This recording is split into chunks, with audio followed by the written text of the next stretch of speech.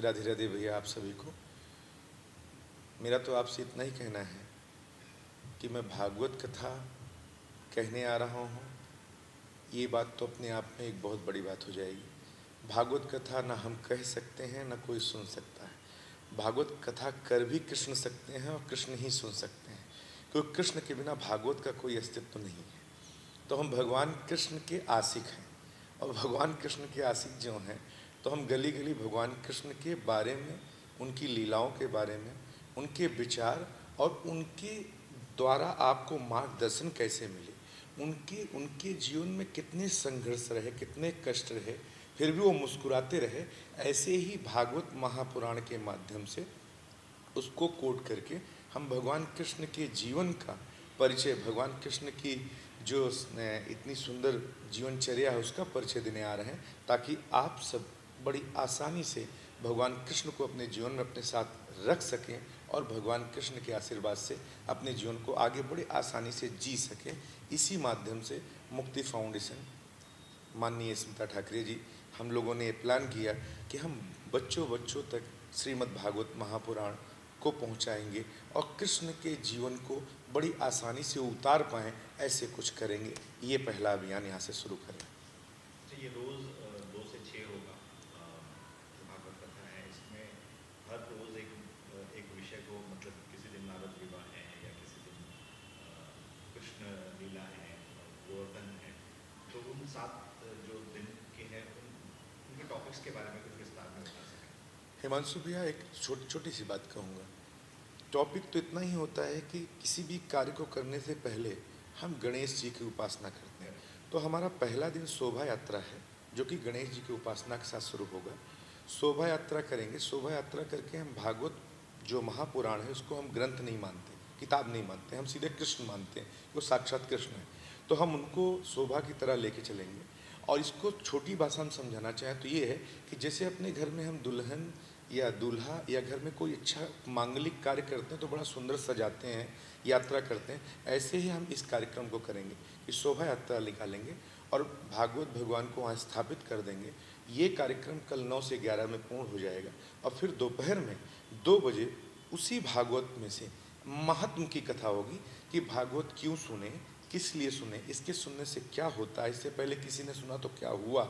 ऐसे जो विषय हैं, सारे क्वेश्चन जितने क्वारीज हैं वो पहले दिन खत्म की जाती है, उसको महात्म कहते हैं, इंट्रोडक्शन। पहले दिन हम लोग महात्म करेंगे, फिर सेकंड डे सुखदेव जी का आगमन होता है, जो कि स्टोरी में आप सब सुनते हैं कि कथा में परीक्षित को श्राप मिलता है, सुखदेव जी आते हैं, ये सब विषयों में नेक्स्ट डे चर्चा होती है। लेकिन पहले दिन हम महात्म की चर्चा करते हैं, जिसके अंदर नारद जी सनक सनंदन सनातन सनत कुमार से प्रश्न करते हैं और ज्ञान भक्ति वैराग को मोक्ष प्रदान करते हैं। इस विषय में चर्चा करेंगे। और आगे अगले जो दूसरा दिन होता है, दूसरे दिन हम सुखदेव जी का आगमन करते हैं, परीक्षित जी के प्रश्नों का उत्तर करते हैं।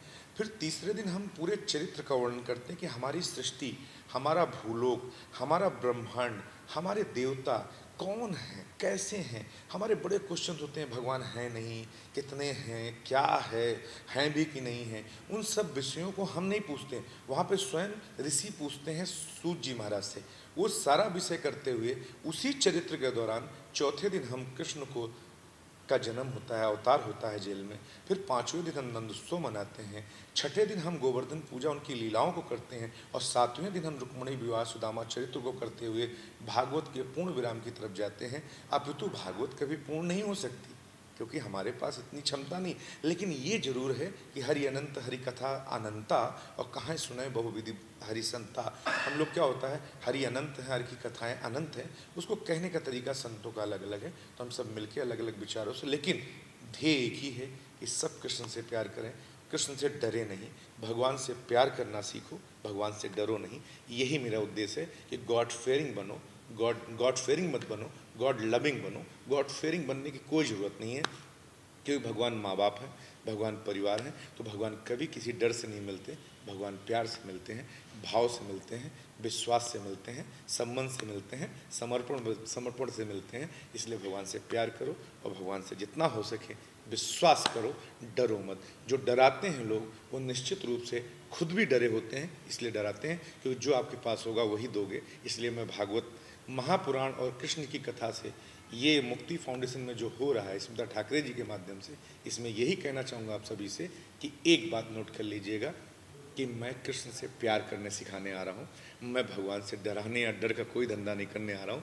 तो आप भगवान से प्यार करोगे तो प्यार करने में 3 ही सूत्र होता है, विश्वास, संबंध और समर्पण। आपको विश्वास करना पड़ेगा मुझ पे भी और कृष्ण पे भी, और करना इसलिए पड़ेगा 500 साल पुराने कृष्ण आज भी हमारे बीच में हैं। यहाँ 2 दिन की स्टोरी भूल जाते हैं लोग, लेकिन कृष्ण कभी नहीं भूले जा सकते, राम कभी भी नहीं भूले जा सकते। इसी प्रकार से उनके विषय में बात करेंगे। आप सब आएँ, इसी बात की हार्दिक स्वागत है, अभिनंदन है। राधे राधे। और बस चलते चलते ये पूछना चाहूँगा कि बॉम्बे बहुत फास्ट लाइफ है यहाँ पे, और जैसा आपने पिछली बार कहा था कि आप हब बनाना चाहते हैं एजुकेशन का, और साथ ही साथ बच्चों को वेदों की शिक्षा देना चाहते हैं, तो उसके बारे में क्या कहना चाहेंगे? मेरा आप सबसे हिमांशु भैया बहुत ज़्यादा आपसे, आप भी माँ बाप हैं, ऐसे हमारे साथ जितने पत्रकार बंधु वो भी माँ बाप हैं, और यहाँ अपितु सभी हम सब पेरेंट्स हैं, हम भाई हैं, हम मित्र हैं, हम सब रिश्तों में हम सब लोग हैं। तो हमारी इच्छा ये है कि हमारे रिश्तों में जैसे एक छोटी सी बात होती है। पिछली बार हिंदुत्व में आप सब साथ में थे तो मैंने एक ही प्रश्न किया था और आप सब बड़े मुस्कुरा के, और अपितु आपने बड़ा प्यार दिया था उस समय, जो कि हमारा पहला परिचय था, लेकिन आप लोग वहीं भारत माता की जय बोलने लगे और आप सब हमारे साथ खड़े हो गए। इसलिए नहीं खड़े हुए कि मैं बहुत ज्ञानी हूँ या बहुत नॉलेजफुल, नहीं, इसलिए खड़े हुए कि मैंने ट्रू बात किया, सत्य बात किया।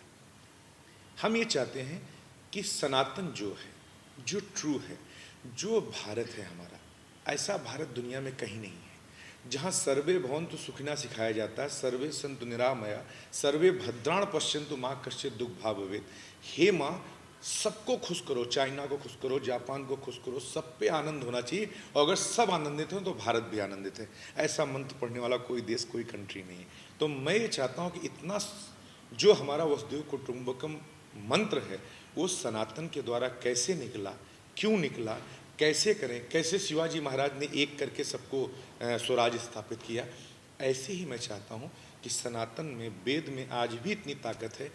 इंग्लिश मीडियम बनना गलत नहीं है, इंग्लिश मीडियम खूब अच्छे से पढ़ाएंगे। तो हमारा जो स्टार्टिंग है कि गुरुकुल विद्यालय खोलें, फिर यूनिवर्सिटी खोलें, फिर उनको एजुकेशन दें, और एजुकेशन इसलिए दें कि वो इंग्लिश मीडियम भी पढ़ें और गुरुकुल भी जाने, वेद भी जाने, और साथ में अपने सारे सब्जेक्ट्स फिजिक्स, केमिस्ट्री, मैथ सब पढ़ें, और IAS भी बने, PCS बने, मगर विद संस्कार के साथ बने, ताकि माँ को माँ कहने में डर न लगे, पिता को पिता कहने में डर न लगे, प्रणाम करने में कोई कभी घबराहट ना हो, और हर माँ बाप चाहते हैं कि उनका बच्चा संस्कारी हो।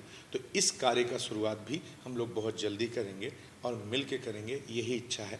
आप सबका भी साथ चाहिए, हम सब एक साथ होकर भारत में सनातन को कैसे सनातन बनाया सकता है, इस कार्य को करने के लिए पहले एजुकेशन देना जरूरी है, क्योंकि एजुकेशन होगा तो लोग, बड़ी सीधी बात है, विद्या ददाति विनयम, जब आपके पास ज्ञान होगा तो आप विनयवान होंगे, और जिसके पास ज्ञान होगा वो कभी भूखा नहीं मरेगा। तो ये बात मेरा कहना है, सनातन बनाने के लिए हम इस कार्य को बहुत जल्दी शुरू होंगे। इस कथा के बाद अगला कार्यक्रम यही करेंगे।